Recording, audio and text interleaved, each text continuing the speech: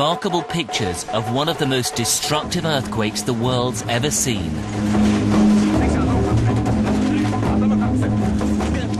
This was East Coast Japan just 6 months ago. There was such a terrible shaking that even if you grabbed hold of something, things were just being thrown onto the floor. When the earthquake happened, we all took cover under our desks.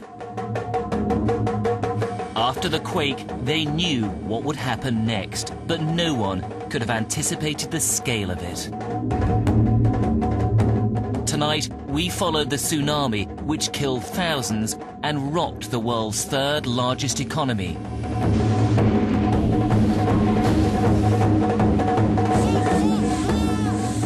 And we tracked down those swept away by the wave who, miraculously, managed to survive.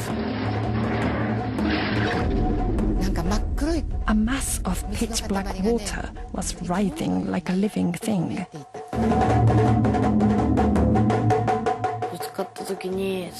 When it hit me, it felt like a huge gravitational pull.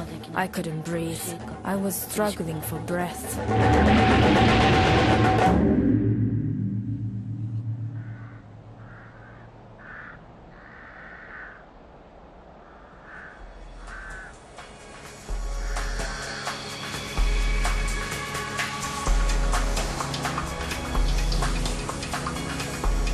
Central Tokyo feels like it normally does. I've reported from here before. Perhaps there are fewer lights this time, that's all. They're trying to conserve electricity.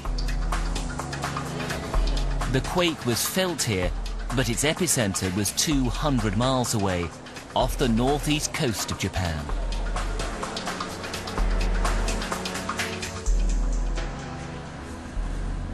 We spent 3 weeks traveling the disaster zone. 112,000 buildings destroyed. 20,000 people dead and missing. All in a matter of minutes. This is the story of how Japan has coped with destruction and loss of life on a scale it hasn't endured since the Second World War. It begins here in Hakodate City, on an island in the far north of Japan. We met the crew of a Coast Guard ship, who were some of the first to see the tsunami coming. 6 months ago, on the morning of March the 11th, they dropped anchor in a port on the east coast of Japan. Then, at 2:46 p.m, this.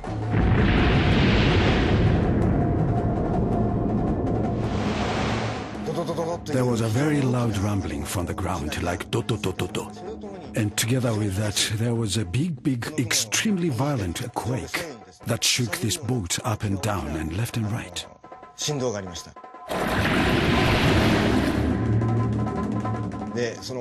the size of the earthquake and the backwash, I was certain there would be a tsunami. But instead of abandoning ship, they set out from the port to meet the tsunami head-on.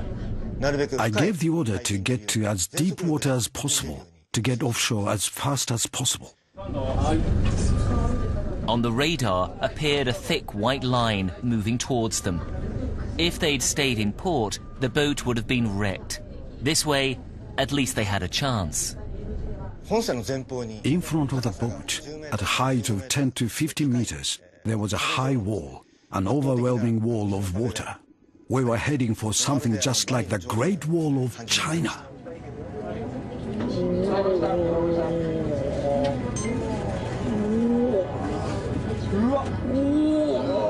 It passes safely beneath them, but the destruction is just about to begin.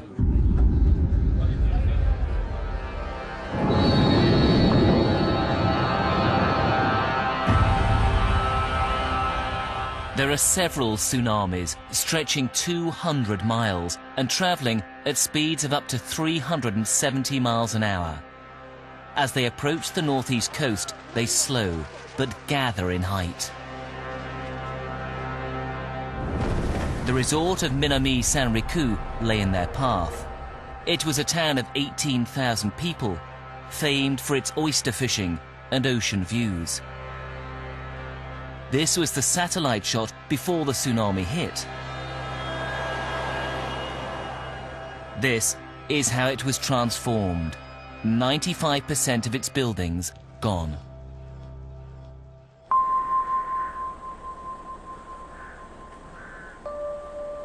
High on a hillside, where it was judged no tsunami could ever reach, is a pensioner's home. Among its debris, we found this video of some of the 68 residents who used to live here. Helping one of them is Kengo Sasaki, one of the staff. His wife, Naoko, used to work here too, next door in the day center. After the quake, Kengo went outside to inspect the horizon. From here, I could see an incredible dust rising up from over there, and the trees and houses would just be mown down. And I was sure, at the rate that it was going to reach us. He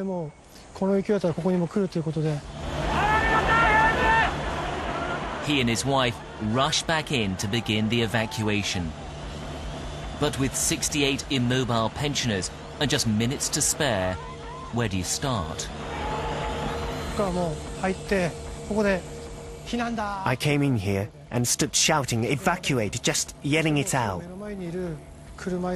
I then took hold of the person, the gentleman in the wheelchair right in front of me, and went straight outside, right away through this park area, with the wheelchair rattling away, heading for the high school at the top. I just kept going in a straight line.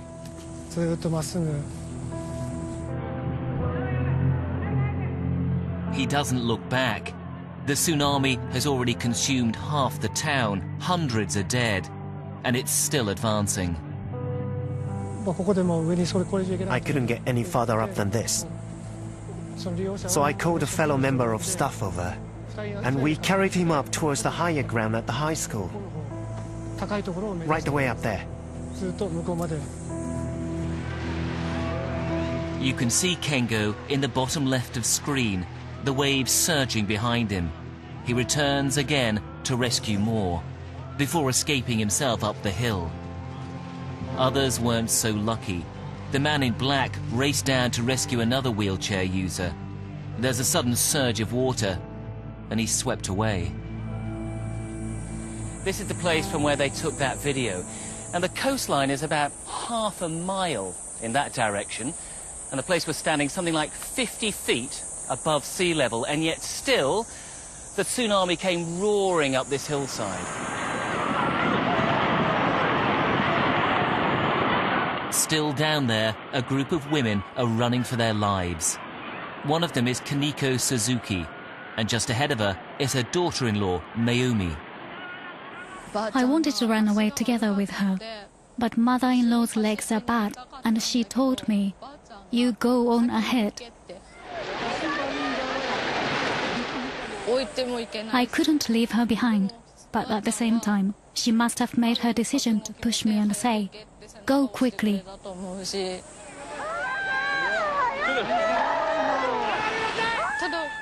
I just thought, I'm sorry. That's why I kept crying out, "Grandma, Grandma." On the far right of the screen, you can see her mother-in-law trying to outrun the tsunami, but she soon swept away. We traced each person in the footage, and it turned out the mother-in-law had incredibly managed to survive. I tried to run after them, but my legs were shaky and I lost my shoes. Then I felt my feet off the ground and my body float on the waves. I could see a roof of a house coming towards me. I was swept away by the waves and ended up on the roof. The roof slips beneath her, raising her out of the water and floating her to safety. As I've lived a long time, I must have done something good in my life. I'd like to think so.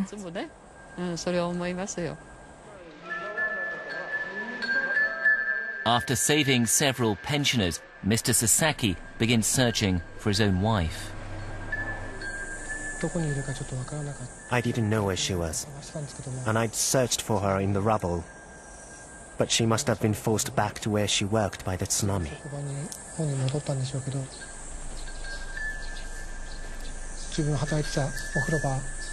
She was found trapped between the machines at the bathhouse where she worked.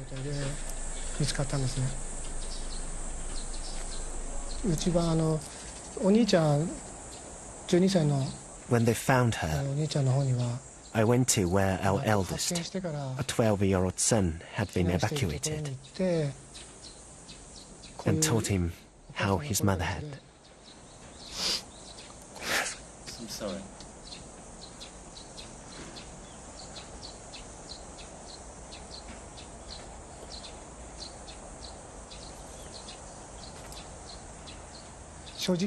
I was open with him, telling him that she'd died while trying to get people out. With my daughter, though, I have to say, I couldn't quite bring myself to tell her.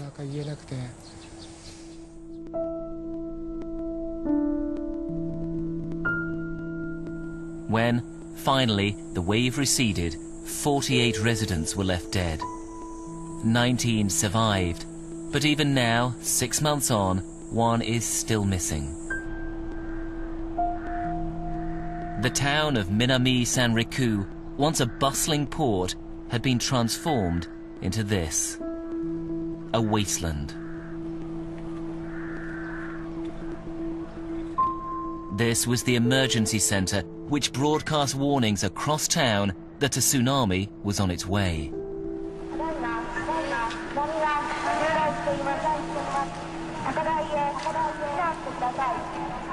All that's left of the building now is its iron shell, but the woman's ghostly voice is still remembered by the hundreds she helped save.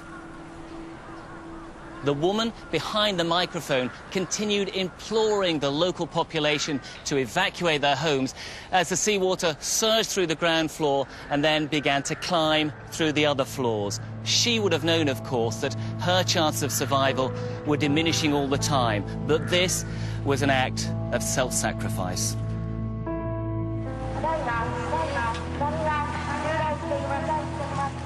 Her name was Miki Endo. She was 24 years old and recently married. Miki Endo has become a symbol of the Japanese spirit in all of this, putting her community before herself. Her colleagues who survived had to shin up the aerial on the roof of the 4-story building. They were still clinging on as the wave receded.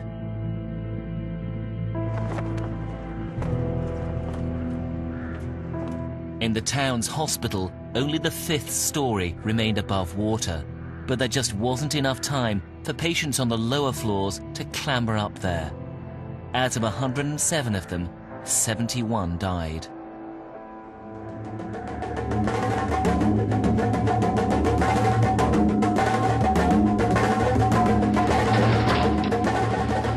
Even for those who managed to get to a vehicle, there were no guarantees. The roads out of low-lying areas were jammed. The choice, abandon your car or hope it'd float you to safety. Many of these drivers did the latter and drowned.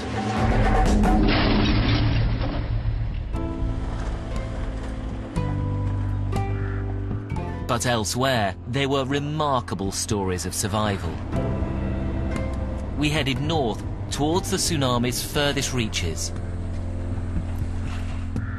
through areas still uninhabitable, where thousands have been moved to evacuation centers, waiting for their towns to be rebuilt. We were searching for a particular remote bay.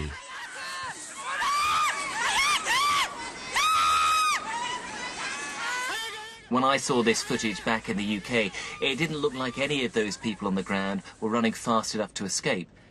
So we come to the place that it was filmed to see if there were any survivors.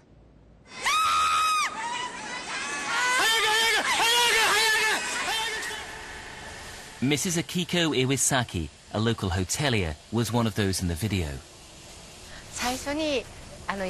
First, I went up the mountain and got everyone to evacuate. Then she went back down to warn the others. Mrs. Iwasaki took me to the place where the video was shot. You can see her running with a bag.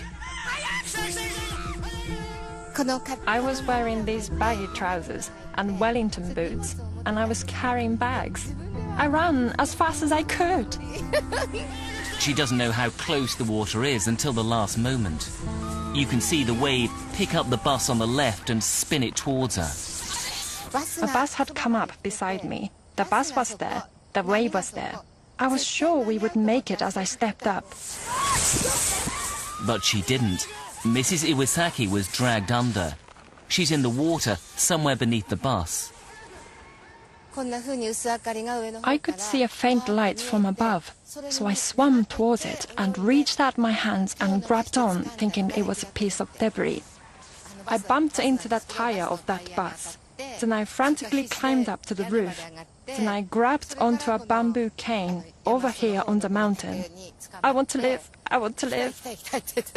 The water reached the 3rd floor of the hotel, but she and everyone else in the footage survived. I think I was protected by the gods and by my ancestors.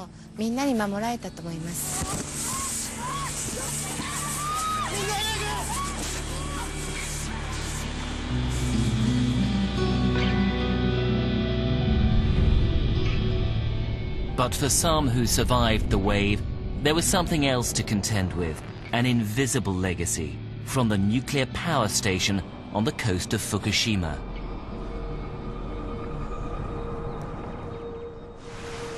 Its seawall was designed to withstand a tsunami up to 5.5 meters. This was twice the height.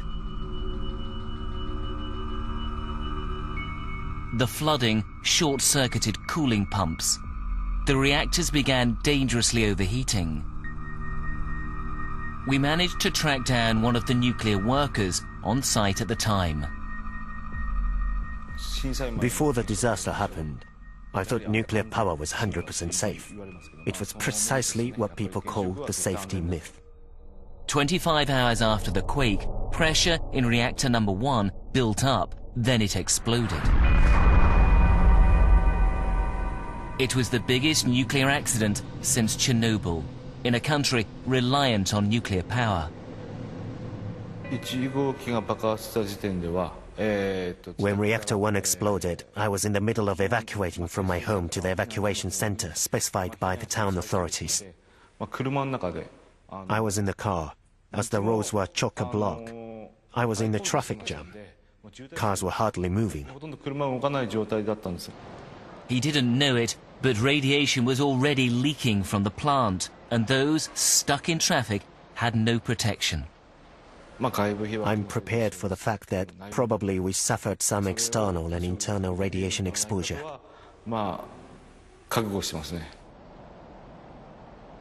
Ken Tagawa and his family now live in a sports center with other nuclear evacuees. He's had medical tests which show he has been exposed to high doses of radiation. But it's children who are more vulnerable. His youngest wears a radiation monitor at all times. He's still unsure how much exposure they've already suffered. Dangerous levels of radiation are still widespread around the Fukushima plant. The government's evacuated all towns and villages in a 20-kilometer radius. They're still too dangerous to return to 6 months on. The Tagawas lived in Namiya, well within the exclusion zone.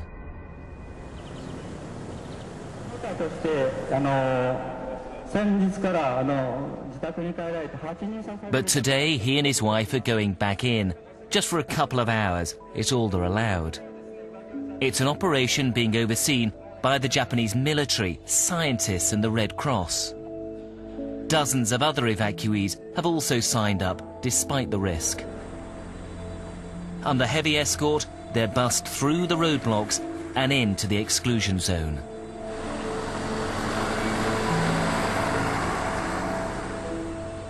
Mr. Tagawa is filming the journey for us. There's an eerie emptiness. Deserted fields are overgrown and poisoned. The levels of radiation here are still dangerously high 6 months after the leak. When fleeing, we came just with the clothes on our backs, and we didn't have any of the things we needed. I wanted to go and fetch these things, and that's why I returned despite the risk for the sake of the children. This was their home. Windows and doors left open. There's no one here to loot. Mrs. Tagawa can be heard calling for the missing cat. It never comes. Inside, the house is just as they left it after the earthquake. It may be the last time they come here. These towns could remain abandoned for generations.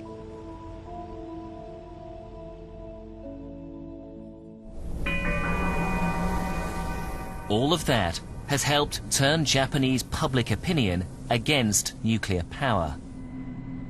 Of the country's 54 reactors, 43 are currently out of operation.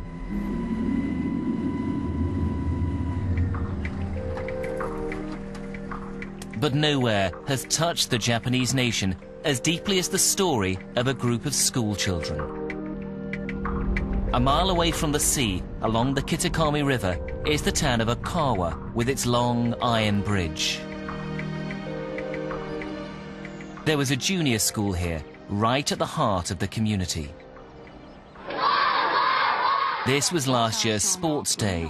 The pupils aged between 6 and 12 are lined up and ready to compete. This was Okawa before the 11th of March. You can see the school in the foreground.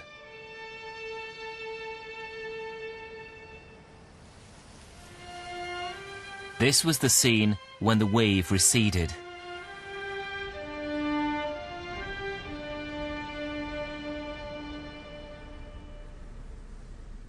The school clocks frozen at the time the wave hit. We traced a 12-year-old survivor. He agreed to tell us about what happened on the day he lost so many friends. When the earthquake happened first, we all took cover under our desks. As the shaking gradually got stronger, everyone said things like, "Wow, it's big, you okay?" Looking very worried. When the shaking stopped, the teacher straight away said, "We'll go to the gymnasium, so follow me outside." So we all put on our helmets and went out. Tetsuya's mum rushed to the school to pick up her children and drive them to higher ground. When she arrived at the school, it seems that she actually wanted to flee with me to higher ground. But as all the parents and guardians were lining up, she said, "Wait a minute, I need to fetch something from home." So I just handed over my bags to her and stayed there. They lived just down the road. His mother hoped to be back in a matter of minutes. Immediately after the earthquake, the children were brought outside here and made to sit down in lines. And then some of the teachers said, "It's not safe enough. We need to evacuate right up the hillside there." And others said, "You know what? This is high enough. We don't need to go anywhere else." That debate went on for about 40 minutes. Unknown to them, the tsunami was close. It didn't need the river to carry it. It was travelling across land. Another parent wanted to pick up her daughter, but was trapped at home. It was only later she learned what had happened to the children between the quake and tsunami. During the entire 40 minutes that followed the earthquake, the children were just sitting there, crying, in the playground. After 40 minutes, some of the teachers finally decided to move the children to slightly higher ground, over there, by the bridge. But the decision was too late. As the children walked towards the bridge, the tsunami came straight at them. When it hit me, it felt like a huge gravitational pull, like someone with great strength pushing. I couldn't breathe. I was struggling for breath. Tetsuya was thrown against this hillside, buried up to his waist in mud and trapped beneath a broken branch. When I called for help, somebody shouted, "Where are you, Tetsuya?" So I said, "In the mountain." Then they dug for me, and somehow with my own strength, I squirmed upwards and was saved. Tetsuya's little sister, Mina, was drowned. His mother, who'd rushed home, never made it back to school. Her body was found 3 weeks later.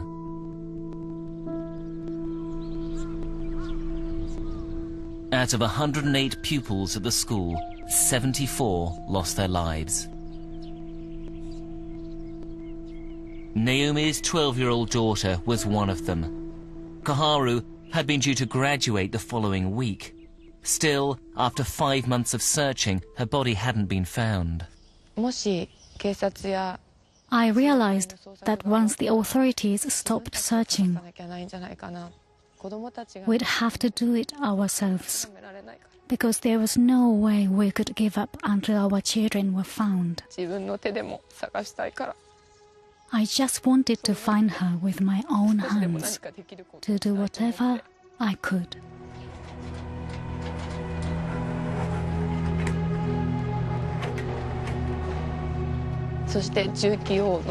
I heard that if I could get a heavy equipment license, they might lend us another machine to help the parents search.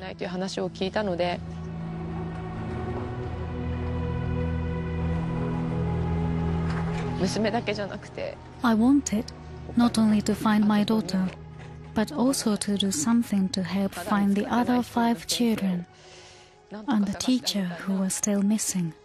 So that's why I got my license. It was in August that Kaharu's body was finally found, not by the digger, but washed up on a beach 7 miles from the school. A week later, Japan held its annual ceremony for the dead, the Oben Festival. This year, a nation was united in grief. Naomi, with the rest of her family, launched a lantern for the spirit of her daughter, Kaharu. Another 4,000 people are still missing.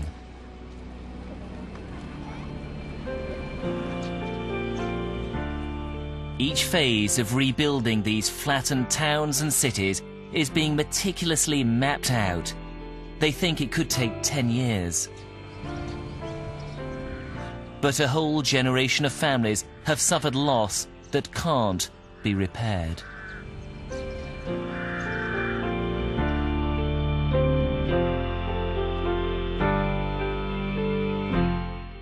The history inside the Queen's palaces, here next on BBC One.